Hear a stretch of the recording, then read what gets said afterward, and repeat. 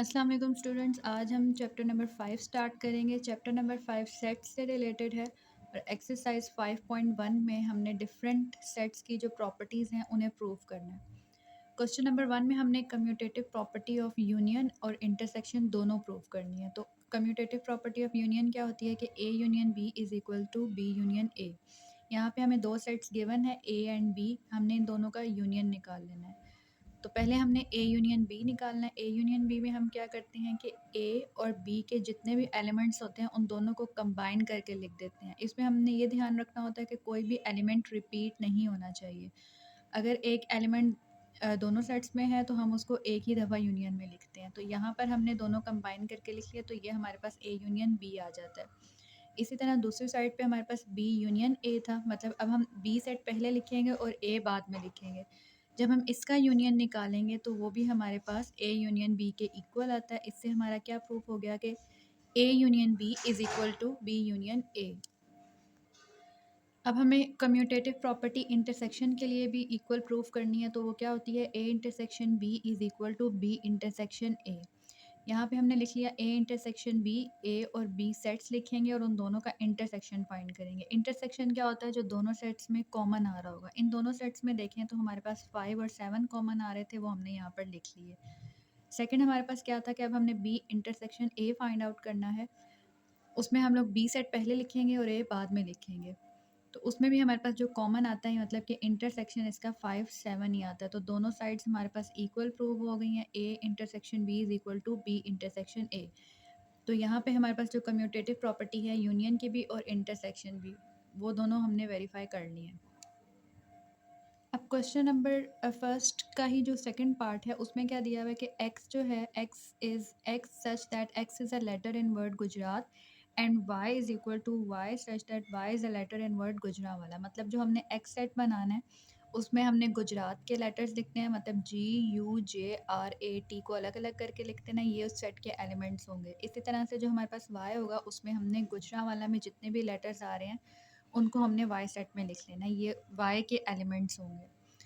तो इसमें हमने क्या चीज़ देखनी है कि सेट्स में क्या होता है कि कोई भी एलिमेंट आपका रिपीट नहीं होना चाहिए। जैसे गुजरात में देखें तो उसका कोई भी वर्ड रिपीट नहीं हो रहा लेटर, तो हम इसको as it is GUJRAT separate करके हमने लिख दिए।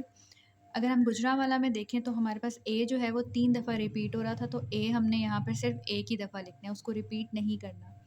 ये सेट की प्रॉपर्टी है, इसको आपने लाजमी जहन में रखना है। तो ये हमारे पास वाई सेट बन गया। अब इसमें भी हमने कम्यूटेटिव प्रॉपर्टी ऑफ यूनियन और इंटरसेक्शन प्रूव करनी है। तो कम्यूटेटिव प्रॉपर्टी ऑफ यूनियन देखें तो वो क्या बनती है, X union Y is equal to Y union X. पहले हम एक्स यूनियन वाई निकाल लेंगे, पहले एक्स सेट लिखेंगे बाद में वाई सेट, दोनों का यूनियन करेंगे। यूनियन में क्या करते हैं कि हमने इन दोनों के एलिमेंट्स कंबाइन करके लिख लेने हैं। जस्ट ये जहन में रहना चाहिए कि कोई भी एलिमेंट रिपीट ना हो। इसी तरह वाई यूनियन एक्स है तो उसमें वाई पहले लिखेंगे और एक्स बाद में लिखेंगे। इसमें भी हमने दोनों के कंबाइन करके एलिमेंट्स लिख देने हैं, कोई भी रिपीट नहीं होना चाहिए। तो इससे हमने देखा कि एक्स यूनियन वाई और वाई यूनियन एक्स दोनों सेम आते हैं। अब हमने कम्यूटेटिव प्रॉपर्टी ऑफ इंटरसेक्शन भी वेरीफाई करनी है, जो कि है X intersection Y is equal to Y intersection X. तो हमने एक्स और वाई सेट्स लिख लिए दोनों। अब इंटरसेक्शन में हमने क्या देखना है, दोनों में कॉमन क्या है। तो कॉमन इसमें क्या है, GUJRA जो दोनों में यूज़ हो रहा है, तो ये इसका इंटरसेक्शन आ जाएगा। वाई इंटरसेक्शन एक्स में हमने वाई सेट पहले लिखना है और एक्स बाद में लिखना है। तो इसका भी जब हम इंटरसेक्शन निकालेंगे तो वो GUJRA बनता है। तो हमारे पास दोनों सेम आ गए हैं, तो इसका मतलब है कि ये प्रॉपर्टी हमारे पास प्रूव हो जाती है, X intersection Y is equal to Y intersection X.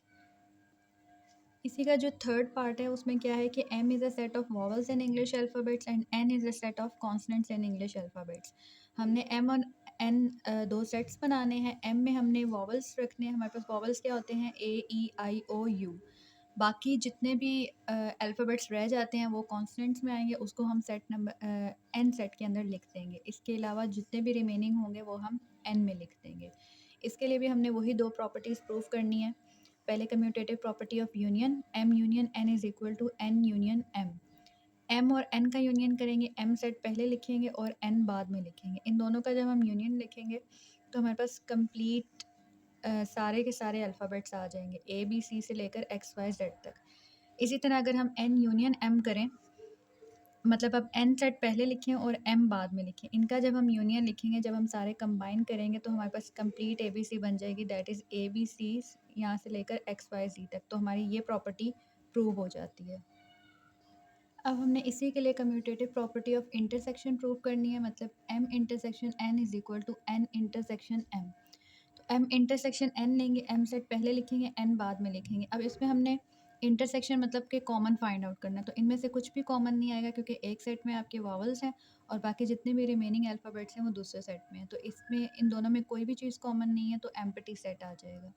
इसी तरह अगर हम N इंटरसेक्शन M करें, N सेट पहले लिखेंगे और उसका इंटरसेक्शन करेंगे M के साथ, तो इन दोनों में भी हमारे पास कुछ कॉमन नहीं आएगा, एम्प्टी सेट आ जाएगा। तो ये प्रॉपर्टी भी हमारी प्रूव हो जाती है, M intersection N is equal to N intersection M। Question number 2 में हमने associative property of union and intersection prove करनी है। एसोसिएटिव प्रॉपर्टी क्या होती है? X यूनियन Y, पहले हम एक्स यूनियन वाई, एक्स और वाई का यूनियन लेंगे, देन जेड के साथ उसका यूनियन करेंगे। वो किसके बराबर होना चाहिए? जब हम वाई यूनियन जेड करें और उसका एक्स के साथ यूनियन लें तो ये दोनों सेम आनी चाहिए। तो इसमें हमारे पास जो गिवन है एक्स क्या है?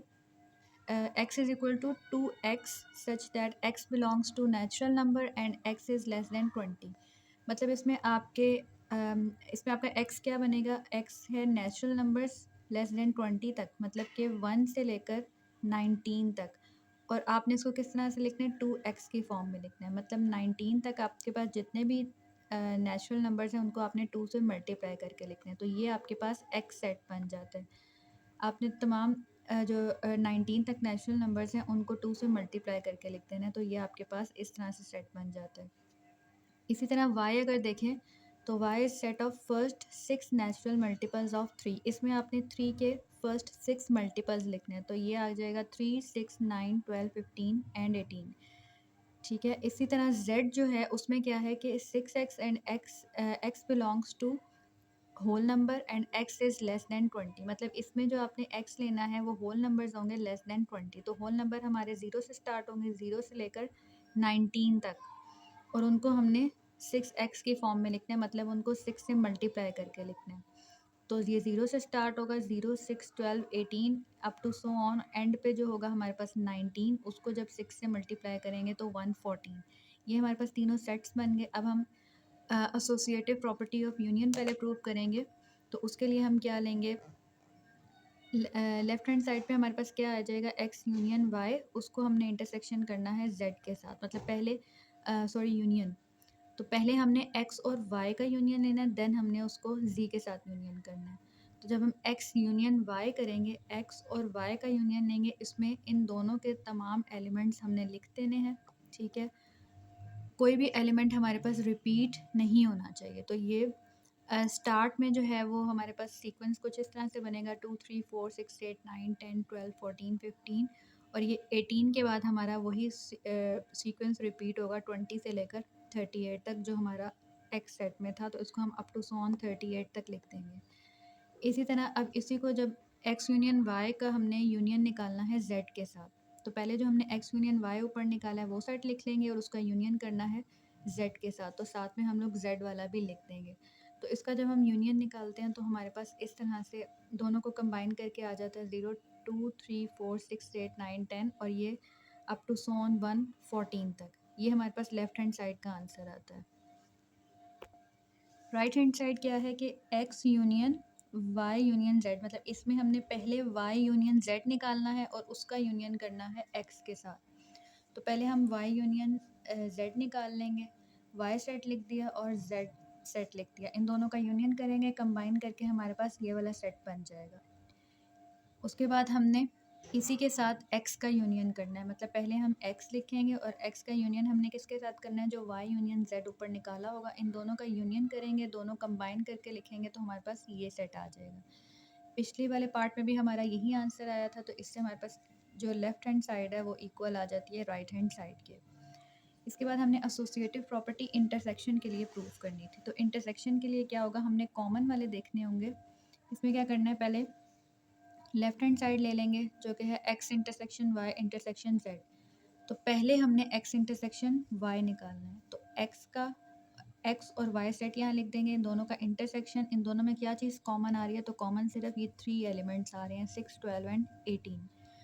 ठीक है, उसके बाद हमने क्या करना है कि ये जो इंटरसेक्शन था इसके साथ हमने z का भी इंटरसेक्शन लेना है। तो पहले हमने क्या किया, x इंटरसेक्शन y जो निकाला था वो सेट लिख दिया, उसका इंटरसेक्शन करना है हमने z के साथ z सेट लिख दिया।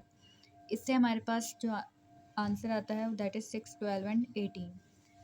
अब हम राइट हैंड साइड देखें तो x intersection y intersection z, पहले हमने y इंटरसेक्शन z निकालना है, फिर उसका इंटरसेक्शन x के साथ लेना है।